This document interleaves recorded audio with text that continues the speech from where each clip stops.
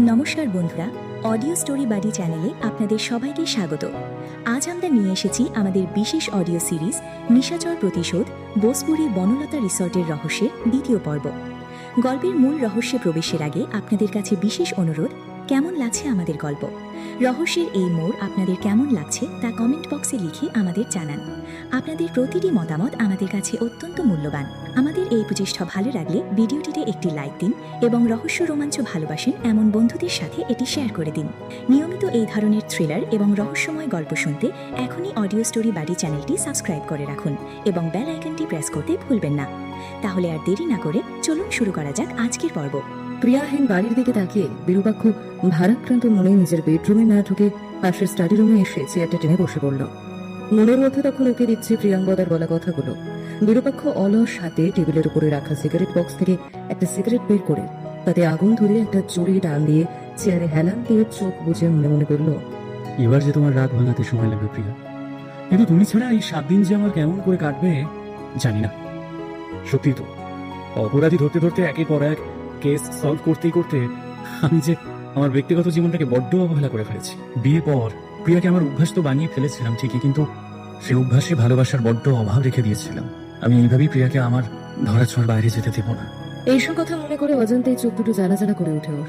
পরের দিন সকাল 8টায় ফ্রেশ হয়ে গম্ভীর মুখে বিরূপাক্ষ প্যান্ট শার্ট পরে আইডেন্টিটি কার্ড বুক পকেটে ঢুকিয়ে সার্ভিস রিভলভারটা কোমরে গুঁজে সোমনাথের নম্বরে ফোন করলো। একবার রিং হতেই সোমনাথ ফোনটা রিসিভ করলো। বিরূপাক্ষ গম্ভীর স্বরে বলল, সোমনাথ, শার্প 9টায় ডিআইজি স্যারের অফিসে পৌঁছিও। আমি আর 10 মিনিটে বেরোচ্ছি। সোমনাথ মাথা নাড়ে। ওকে স্যার বলতেই বিরূপাক্ষ নিজের বাড়ি থেকে বেরিয়ে নিচে নেমে আসে। নিচে বিজনবাবু আর অনুরাধা দেবী গম্ভীর মুখে চা খাচ্ছেন। বিরূপাক্ষকে দেখে বিজনবাবু বলে উঠলেন, কিরে, বৌমা কোথায়? বিরূপাক্ষ কিছু একটা বলতে যাবে তার আগেই অনুরাধা দেবী বলে উঠলেন, ফিরে রূপ, কাল প্রিয়া আসেনি, একদিন মেয়েটা নেই আর বাড়িটা কেমন যেন ফাঁকা ফাঁকা লাগছে দেখ। অনুরাধা দেবীর কথাটা শুনে বিজনবাবু বলে উঠলেন, কিরে রূপ, কাল কি ওর রাগ ভাঙাতে পারিসনি? বাবাই কোনোদিনও রাগ ভাঙাতে জানো না তো ছেলে কোথা থেকে শিখবে সেইগুলো। বিরূপাক্ষ মুখে একরকম গাম্ভীর্য বজায় রেখে ডাইনিং চেয়ারটা টেনে বসে বলল, না, রাগ ভাঙাতেও পারিনি আর ও আসেওনি। আর একটা কথা বলে দিই, আজ বিকেলে ও ওর অফিসের কাজে বাইরে যাচ্ছে 1 সপ্তাহের জন্য। এই বলে বিরূপাক্ষ সামনে রাখা জুসের গ্লাসে চুমুক দিতে অনুরাধা দেবী ব্যস্ত সুরে বলে উঠলেন, সে কি হঠাৎ? ও নিশ্চয়ই তোর উপর রাগ করে চলে যাচ্ছে, তাই না? ওর কোনো সেন্স নেই রূপ, হ্যাঁ কোনো সেন্স নেই। এই প্রথম অ্যানিভার্সারিটা না হলে বাবা, এই জন্য তোর মতন বিয়া পেলে ছেলেগুলোর বউ আর টেকে না। বিরূপাক্ষ এক নিঃশ্বাসে জুস শেষ করে গম্ভীর স্বরে বলে, আমি জানি আমি ভুল করেছি মা, তার জন্য রিপেন্ট করছি, কিন্তু প্লিজ মা, তুমি বিধিয়ে বিধিয়ে কথা বলাটা একটু বন্ধ করো, এতে আমার কষ্টটা আরো বেড়ে যাচ্ছে। তুমি কেন? আন্টি আসবো? রিয়ার কণ্ঠস্বর শুনে বিরূপাক্ষ থেমে সামনের দিকে তাকিয়ে দেখলো রিয়া হাসি মুখে দাঁড়িয়ে আছে। অনুরাধা দেবীর সাথে সাথে চেয়ার ছেড়ে উঠে বললেন, আরে আরে হায় হায়, দিদির বাড়িতে আসতে অনুমতি নিতে হবে নাকি? হায় হায়।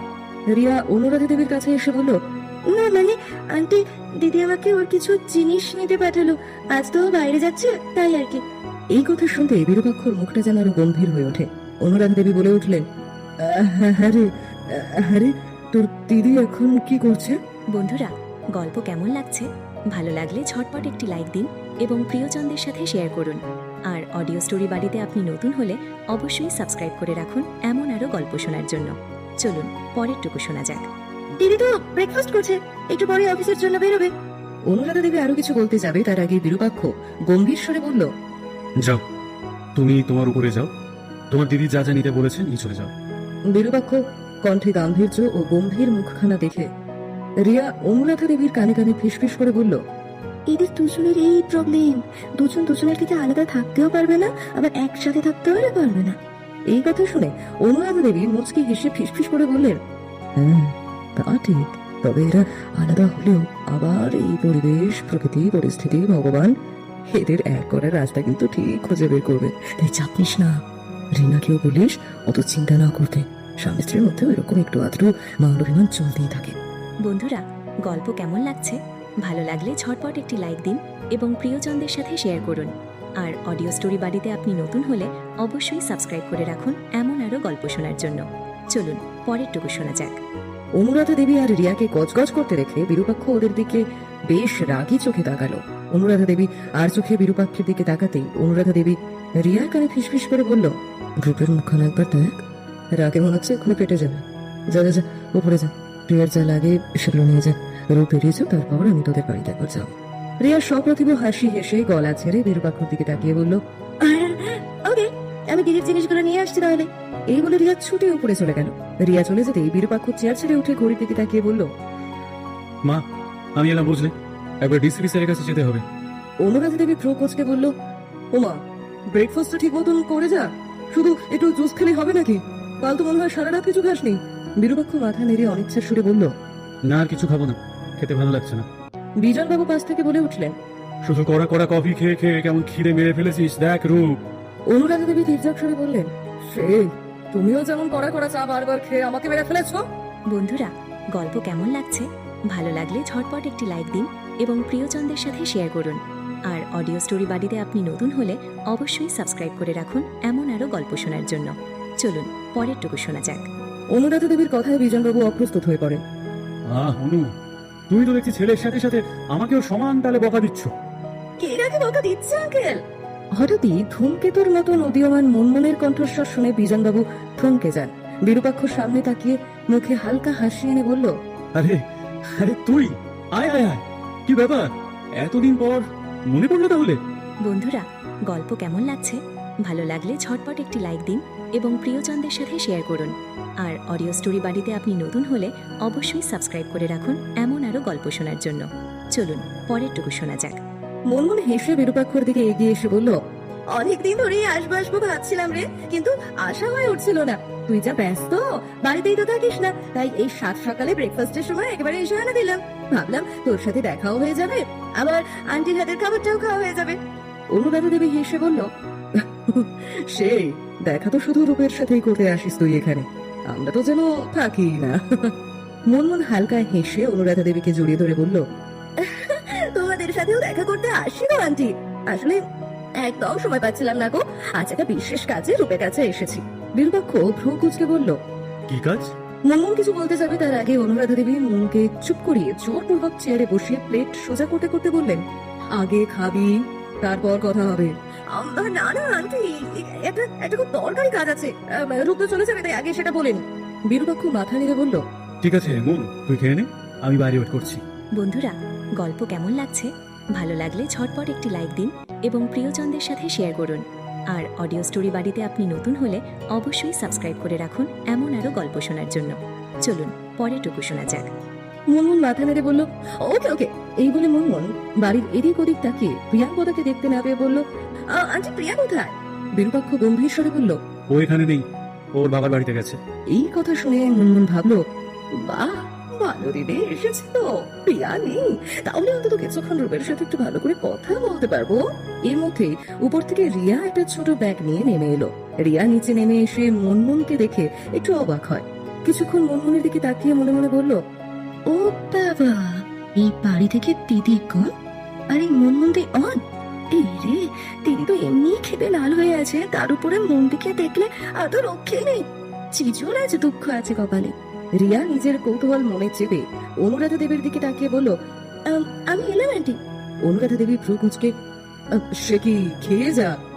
না না আন্টি, আমার ব্রেকফাস্ট হয়ে গেছে, আর কিছু খাবো না গো। মাথা নেড়ে জানায় কথাটা রিয়া। অনুরাধা দেবী বলে ওঠে, আচ্ছা তাহলে মালপোয়া বানিয়েছি, খাবি? না গো আন্টি, দিদি জিনিসগুলো তাড়াতাড়ি চেয়েছে, না নিয়ে গেলে কেমন করবে সেটা তো তুমি জানো। বন্ধুরা, গল্প কেমন লাগছে? ভালো লাগলে ঝটপট একটি লাইক দিন এবং প্রিয়জনদের সাথে শেয়ার করুন। আর অডিও স্টোরি বাড়িতে আপনি নতুন হলে অবশ্যই সাবস্ক্রাইব করে রাখুন এমন আরও গল্প শোনার জন্য। চলুন পরেরটুকু শোনা যাক। আচ্ছা ঠিক আছে। রিয়া বিরূপাক্ষর দিকে তাকিয়ে বলল, বাই জিজু। বিরূপাক্ষ হালকা হেসে বাই বলতেই রিয়া চলে গেল। রিয়া চলে যেতেই বিরূপাক্ষর ফোনে সোমনাথের ফোন আসতেই বিরূপাক্ষ মনমনের দিকে তাকিয়ে বলল, আমি বাইরে আছি, তুই তাড়াতাড়ি আয়। মনমন খেতে খেতে বলল, ওকে, আমি খেয়েই যাচ্ছি। বিরূপাক্ষ মাথা নেড়ে বাইরে বেরিয়ে ফোনটা ধরে বলল, বলো সোমনাথ। স্যার, আসলে তখন বলতে ভুলে গিয়েছিলাম, আসলে মৃণাল চৌধুরীর অবৈধ ছেলে মানে পরেশ দাস নিজের বিবেক দংশনে নিজের দোষ স্বীকার করেছে স্যার, আমাদের কিছুই করতে হয়নি। ও, তাহলে তো ভালোই হলো, কেস ক্লোজড। চৌরঙ্গি থানায় জানিয়ে দাও আর ফাইল রেডি করো। আজকেই তাহলে পরেশ দাসকে কোর্টে প্রডিউস করে দিক, আর এদিকে আমি ডিএসপি স্যারকে রিপোর্ট জমা দেবো, তাই ফাইল রেডি করে ডিএসপি স্যারের কাছে এসো। বন্ধুরা, গল্প কেমন লাগছে? ভালো লাগলে ঝটপট একটি লাইক দিন এবং প্রিয়জনদের সাথে শেয়ার করুন। আর অডিও স্টোরি বাড়িতে আপনি নতুন হলে অবশ্যই সাবস্ক্রাইব করে রাখুন এমন আরও গল্প শোনার জন্য। চলুন পরেরটুকু শোনা যাক।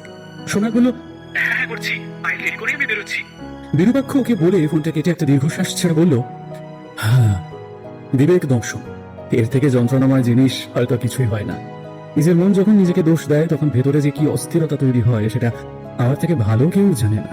এই কথা ভাবতে ভাবতে বিরূপাক্ষ প্রিয়ঙ্কদার বাড়ির দিকে তাকালো। বিরূপাক্ষের অন্তরাত্মা বলে উঠল, বন্ধুরা, গল্প কেমন লাগছে? ভালো লাগলে ঝটপট একটি লাইক দিন এবং প্রিয়জনদের সাথে শেয়ার করুন।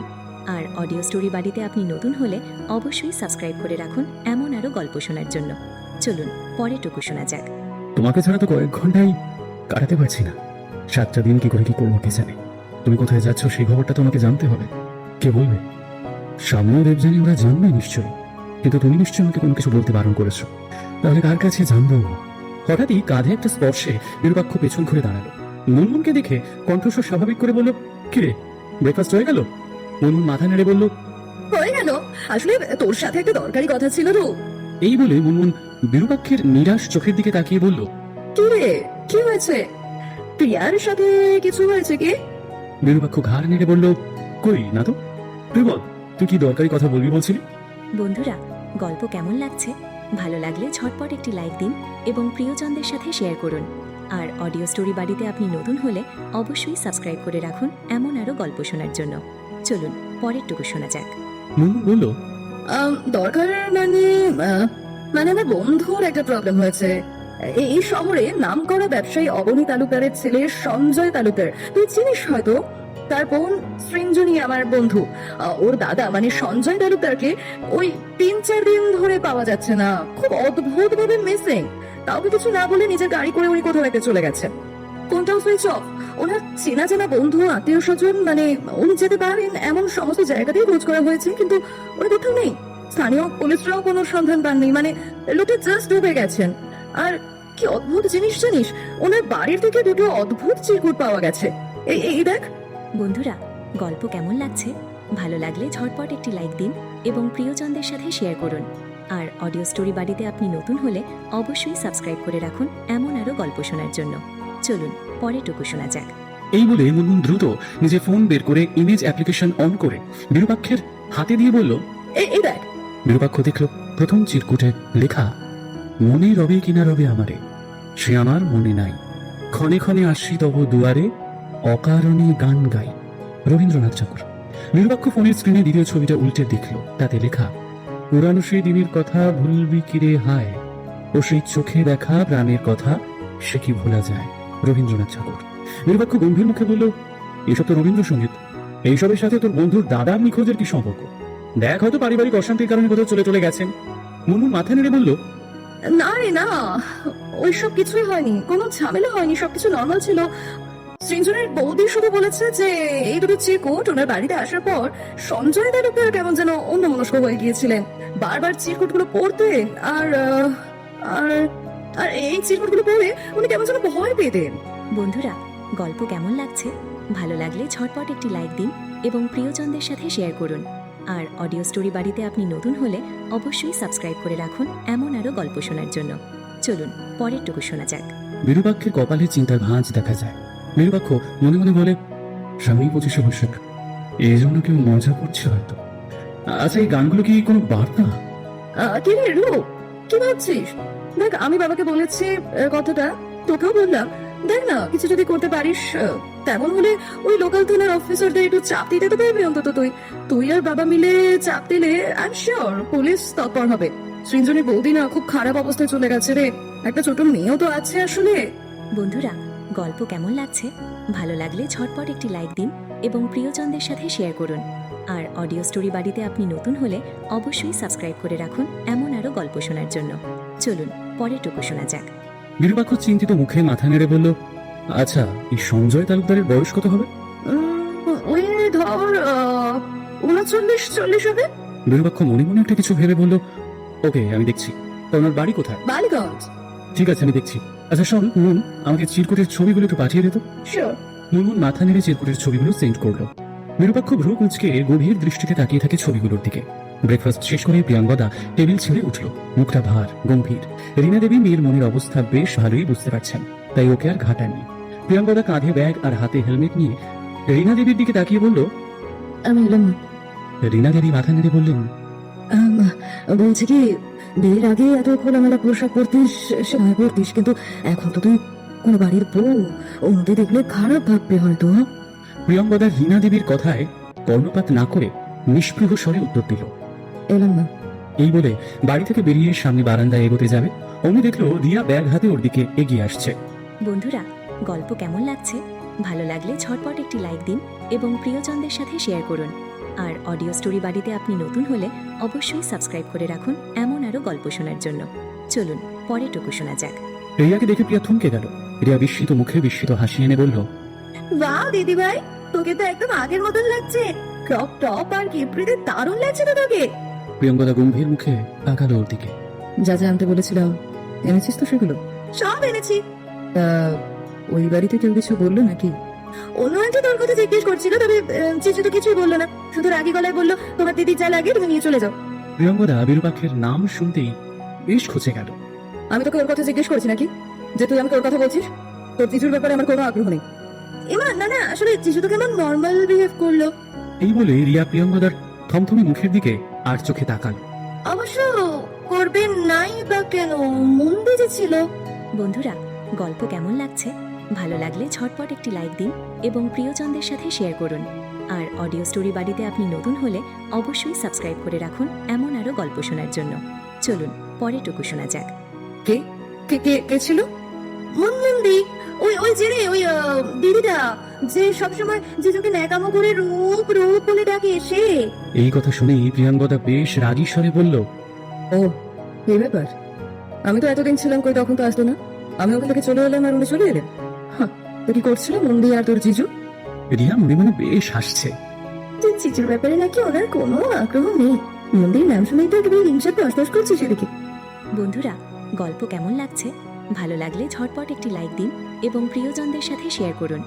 আর অডিও স্টোরি বাড়িতে আপনি নতুন হলে অবশ্যই সাবস্ক্রাইব করে রাখুন এমন আরও গল্প শোনার জন্য। চলুন পরেরটুকু শোনা যাক। রিয়া বেশ অবাক হয়ে গেল। ওরা তো একসাথে ব্রেকফাস্ট করছিল, গল্প করছিল। এই কথা শুনতেই প্রিয়ঙ্গদার মনের রাগ মনে চেপে একটা দীর্ঘশ্বাস ছাড়লো। ও চোয়াল শক্ত হয়ে গেল। মনে মনে বলল, বাহ কি সুন্দর, রূপকে আমি মুক্তি দেওয়াতে যেন ওর ভালোই হলো। আমি যে চলে যাচ্ছি, সেপারেশন চাইছি, এইসব জেনে ওর কেমন নিষ্ক্রিয় হয়ে রইল। এখন তো আবার মন্দির সাথে ব্রেকফাস্ট করছে। আমি কাল থেকে কিছু খেলাম কি খেলাম না সেই খোঁজ হলো না এখনো। রূপ আমাকে মোটেই ভালোবাসে না। তোমার সব শাস্তি আমি মাথা পেতে নিলাম প্রিয়া, তোমাকে ছাড়া আমি ভালো থাকবো না। শুধুই মুখে বড় বড় কথা। এখন তো ভালোই আছে, আমি বরং ওর জন্য কষ্ট পাচ্ছি। প্রিয়ঙ্গদা রিয়ার দিকে তাকিয়ে বেশ রেগে গেল। যা যা যা, আমার বাড়িতে জিনিসগুলো রেখে দিয়ে আমি বেরোলাম। এই বলে প্রিয়ঙ্গদা স্কুটি নিয়ে বাড়ির বাইরে বেরিয়ে গেটটা বন্ধ করলো। সামনে ঘুরতেই প্রিয়ঙ্গদা দেখলো বিরূপাক্ষের বাড়ির সামনে বিরূপাক্ষ আর মুনমুন এক মনে ফোনের দিকে তাকিয়ে কিছু একটা দেখছে। এই দৃশ্য দেখা মাত্র প্রিয়ঙ্গদা থমকে গেল। অমনি পেছন থেকে রিয়া প্রিয়ঙ্গদাকে আরো উত্তপ্ত করার জন্য প্রিয়ঙ্গদার কাঁধে মুখ রেখে বলল, এই দিদি দেখ দেখ, জিজু মন্দির সাথে কথা বলছে, ফোন নিয়ে কিছু একটা করছে। তুই থাকবি না তো, তাই ওরা হয়তো সিনেমা টিনেমা দেখতে যাবে, হয়তো তারই হয়তো টিকিট বুক করছে। কোনো হোটেলে খেতে যেতেও পারে, তার জন্য টেবিল বুক করতে পারে। এই বলে রিয়া আরো ফিসফিস করে বলতে থাকলো, দিদি রাস হালকা করিস না, পাকে কিন্তু ভূত হয়ে যাবে। এমনিতে মেয়েরা সবাই তো জিজুর মতন ছেলে পেতে চায়, তার উপরে তুইও থাকবি না। ভাব ভাব। প্রিয়ঙ্গদা প্রচন্ড রাগে অস্থির হয়ে উঠল। বন্ধুরা, গল্প কেমন লাগছে? ভালো লাগলে ঝটপট একটি লাইক দিন এবং প্রিয়জনদের সাথে শেয়ার করুন। আর অডিও স্টোরি বাড়িতে আপনি নতুন হলে অবশ্যই সাবস্ক্রাইব করে রাখুন এমন আরও গল্প শোনার জন্য। চলুন পরেরটুকু শোনা যাক। চুপ করবি তুই? ও কেমন সেটা আমাকে জানাবে নাকি তুই? সন্ধ্যা, ওই লোকটা না সবার সাথেই বলে হামবেন রে, সবার সাথে এসে এসে কথা বলে। এবার এবার তুই যা তো, যা, এত আলতু ফালতু এদিক ওদিকার কথা না বলে বাড়িতে যা। আমার মাথাটা আর গরম করিস না তুই। যাচ্ছি বাবা যাচ্ছি, তোর ভালো চাই তাই বলছি, কিন্তু তুই তো জিজুর নামে একটা নেগেটিভ কথাই শুনতে পাচ্ছিস না দেখছি। বাবা এত প্রেম, তাও না করে থাকবি? ভালো বলছি, জিজুর কাছে ফিরে যা, না হলে পরে কিন্তু পস্তাবি। আর বালিশে মুখ গুজে কাঁদবি। রিয়ার কথা না বলে চলে যেতেই প্রিয়ঙ্গদা আবার বিরূপাক্ষের দিকে কিছুক্ষণ তাকিয়ে হেলমেট আর ব্যাগটা স্কুটির উপরে রেখে ধীর পায়ে বিরূপাক্ষের আর মুনমুনের দিকে এগিয়ে এলো। বন্ধুরা, গল্প কেমন লাগছে? ভালো লাগলে ঝটপট একটি লাইক দিন এবং প্রিয়জনদের সাথে শেয়ার করুন। আর অডিও স্টোরি বাড়িতে আপনি নতুন হলে অবশ্যই সাবস্ক্রাইব করে রাখুন এমন আরও গল্প শোনার জন্য। চলুন পরেরটুকু শোনা যাক। নিজের মনের শত রাগ অভিমান চেপে রেখে প্রিয়ঙ্গদা মুখে নকল হাসির ঝাঁপি টেনে মুনমুনকে উদ্দেশ্য করে কিছু একটা বলল। আরে নন্দী, কি খবর? কেমন আছো? কতদিন আসো না। প্রিয়ঙ্গদার ডাকে মুনমুন ও বিরূপাক্ষ দুজনেই প্রিয়ঙ্গদার দিকে তাকালো। প্রিয়ঙ্গদার মুখে এইরকম হাসি রেখে বিরূপাক্ষ বুঝেই গেল প্রিয়ঙ্গদার মনের ভেতরে কি চলছে। আরে প্রিয়া, কেমন আছো? প্রিয়ঙ্গদা হেসে বিরূপাক্ষের দিকে তাকিয়ে চিবিয়ে চিবিয়ে উত্তর দিল। ভালো আছি গো, খুব ভালো আছি। আসলে একটা কাজ ছিল রূপের কাছে, তাই এলাম। ও তাই নাকি? ঠিক আছে, তোমরা তাহলে কথা বলো, আমি বরং এলাম। এই, তুমি ভেতরে এসো না প্রিয়া। না গো মন্দি, আমি অফিসে যাব। তোমাকে অনেকদিন পর দেখলাম, তাই কথা বলতে এলাম। হঠাৎ বিরূপাক্ষ মুনমুনের হাতে ফোনটা দিল। এই মুন, এই ছবিগুলো আমাকে সেন্ড কর, আর আমি দেখছি ব্যাপারটা। মুনমুন মাথা নাড়ল। ঠিক আছে, এখনই দিচ্ছি। এই বলে চটপট ছবি দুটো বিরূপাক্ষের ফোনে পাঠিয়ে ইতস্তত সুরে বলল, রূপ, ব্যাপারটা একটু সিরিয়াসলি দেখিস। হ্যাঁ, সৃঞ্জনী যখন থেকে শুনেছে না যে তুই আমার বেস্ট ফ্রেন্ড, তখন থেকে বারবার রিকোয়েস্ট করছে। ওর বিশ্বাস যে তুই কিছু একটা করতে পারবি।